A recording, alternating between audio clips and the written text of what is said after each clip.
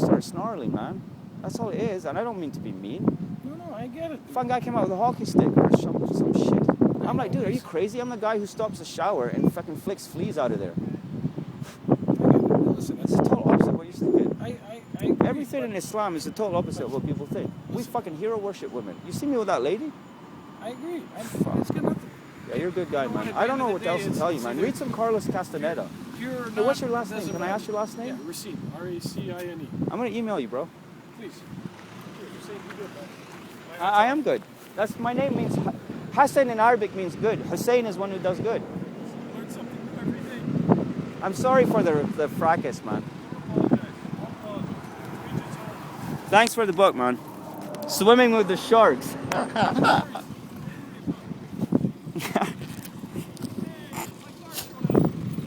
Alright, so that went pretty well. Fucking don't know what that was all about, to be quite honest. He basically came out here to, you know, placate himself or some damn shit like that. You know, I told him I was going to have breakfast here, but fucking reservoirs right over at Finch and Dufferin, and you know what, man? Life is good. Life is great. When you believe in fate. Or rather, wait. It's not really that great when you believe in fate. It basically leads to predestination, right? Predestination is essentially saying, well, whatever's going to happen is going to happen. Now, the actual thing is like somewhere in between, right? Fate means that everything is written, but what happens is what we like to say, like the way we say it, like according to the sixth Imam, who was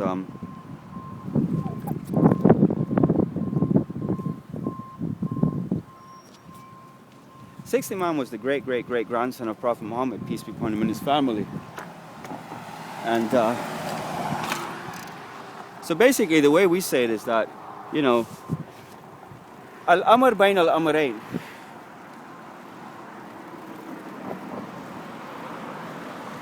Amr bayn al-amrayn basically means the matter that lies in between the two matters. So what are the matters? The matters are predestination versus you can write your own fucking ticket, right? So predestination says everything is preordained, and write your own ticket is just that. Like you're a master of your own fucking destiny and all this shit. Well, the matter is somewhere in between. Like Imam Ali, peace be upon him, and his family, as always, explained it very succinctly and with real brevity, and basically in the most perfect fashion, in the perfect. Nice bike, bro. Wait for the camera, man. Or hoot. All right, whatever. He nodded. At least he didn't nod off, right? You're probably nodding off. Anyway, so as I was saying earlier,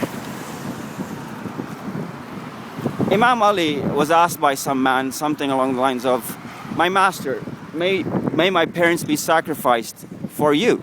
That's how we address our imams, man. Like, we're worthless, basically. It's like plants sacrifice themselves for animals who sacrifice themselves for humans. And by the way, plants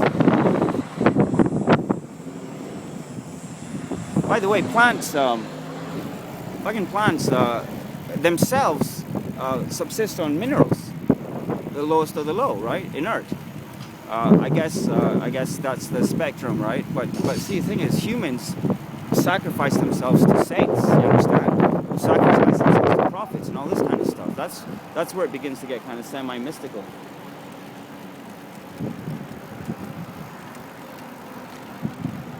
So in any case, he was asked, were we destined to fight the Syrians, some such thing? And the answer wasn't yes or no.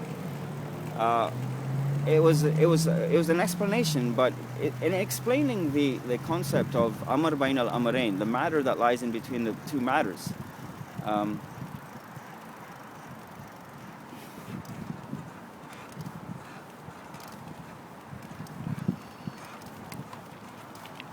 anyway, I'm thinking about that damn lady, poor Trillium. That was one of their top clients, and I fucking was kissing her hand and all this shit. Imagine Brian's fucking face when the guy goes back and says, well, what he did was nothing more than kiss her on the hand a couple of times. And he's like, what? Did he tell her he got fired? I'm sure is what he was thinking, but I would never say. That's the first thing I'd ask, obviously. Hey, listen, say what you fear, right? And ask what you want to know. That was pretty damn good. That was for that gentleman's benefit over there, and he'll never know. He heard those lines, and he's like, shit, that's exactly what I needed. You know, and I do this shit all day. That's it. And I call that the way, quote unquote. I don't even know what any of that means. This is upside down, that's the problem. I guess I gotta switch hands. It's still damn upside down. I just can't get this right way around, folks. I'm sorry. Well, I mean, I'm a believer in content and not form, right? So if what I'm saying holds any water, then, you know, how I'm saying it is less important and all that other nonsense they teach you.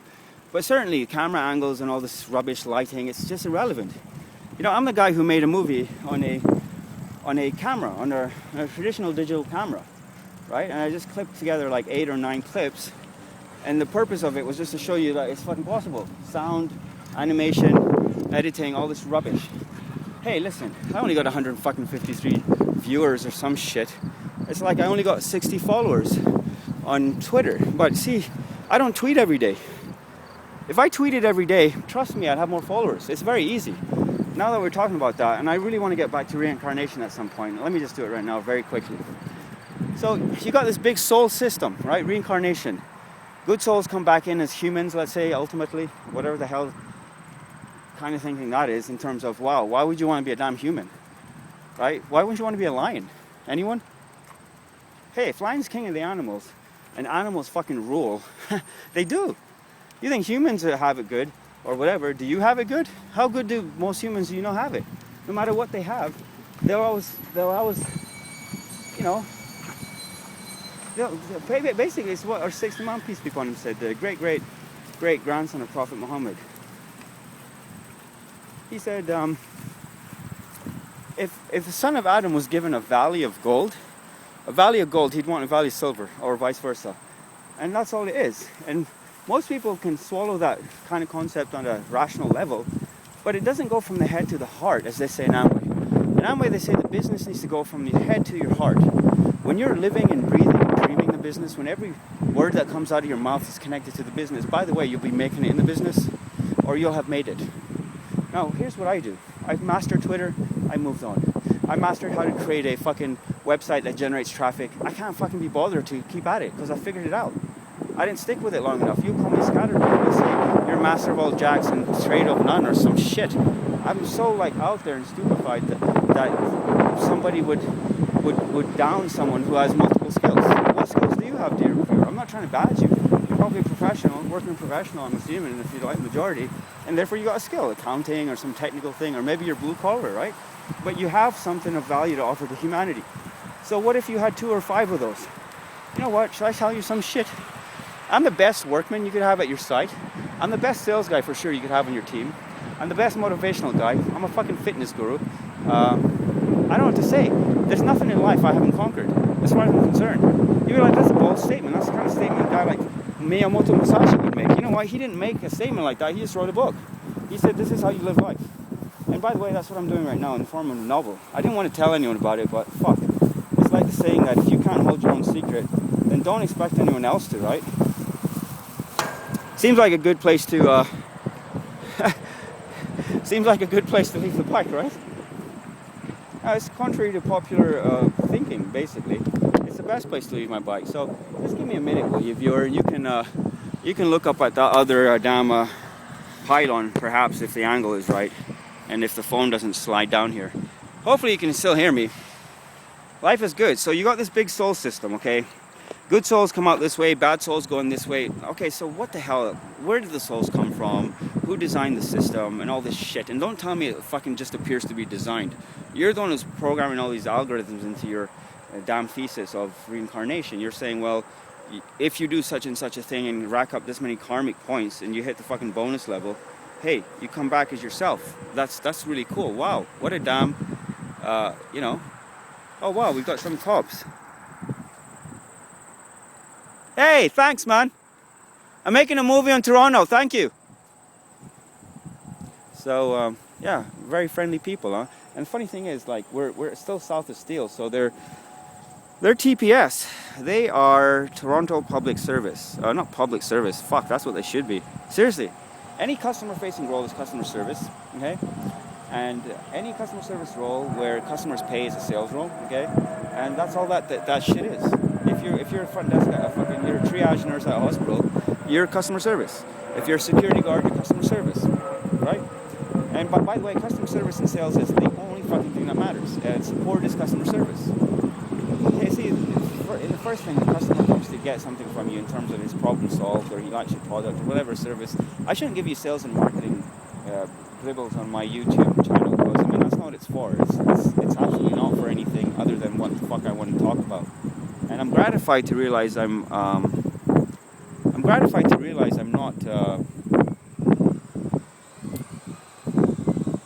not swearing. Hey, that whole thing ended up beautifully. I gave Brian the finger. I kissed one of his star clients on the hand multiple times. His star sales guy came out and was so fucking nice to me again and again repeatedly. And, and I corrected his thinking. I said, listen, man, don't shut the door on 450 in 6 years.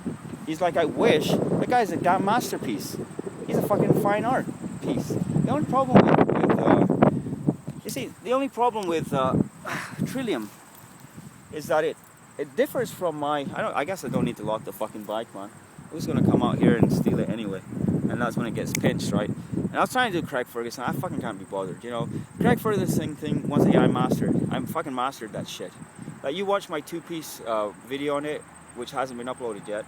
And the reason it's two-piece is because YouTube is, like, they're a bunch of wankers, man. First off, you can upload anything on there. And then when billions of people started doing it, literally,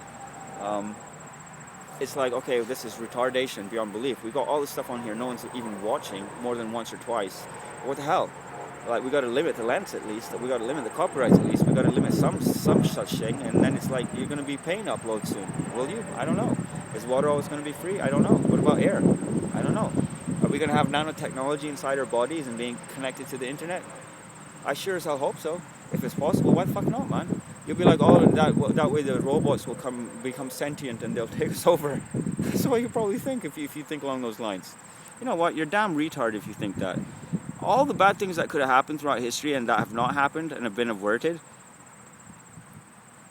can be summarized in verses of the Quran along the lines of, if it wasn't for God protecting you through wars and famines and shit and balancing stuff out, he said there'd be no synagogues or churches or places of worship of God. That's what he says. And by the way, he uses the word synagogue. Azza wa Jal subhanahu wa ta'ala. It's extremely hot and I'm extremely fucked. I guess the thing to do would be to go home. I don't really want to sit here and find a desk and make calls and all this rubbish. I need to talk to Bosco, who's my fucking boss. And I need to make calls. I just need to sleep and all this rubbish. I just want to spend the day at home, man. I've been like running around like a damn headless chicken forever now. And I've about had enough of it. So master something, you move on. Soul machine, like what the fuck, right? Predestination. Imam Ali said to the guy, raise one of your feet. And so the guy raised the foot. And now Imam Ali said to him, peace be upon him, raise your other foot. And so there's that pregnant pause. It's like the epiphany. It's like, oh my God. And so I don't know if he, peace be upon him, and his family had to explain it, or if the guy was intelligent enough to understand it. We say in Pakistan that for an intelligent man, a sign suffices, right? So God ultimately is the one who can raise that other leg of yours, right? That's all that is. You can raise one leg. But, I mean, like, you can walk, you can't fly. You can try, but you can't guarantee success. However, Imam Ali said, if you strive after something, if you strive and persevere to attain something, you will attain it at least to some degree. But then he also said that, peace be upon him, not everyone who tries succeeds, right? I think that should summarize everything I need to say right now.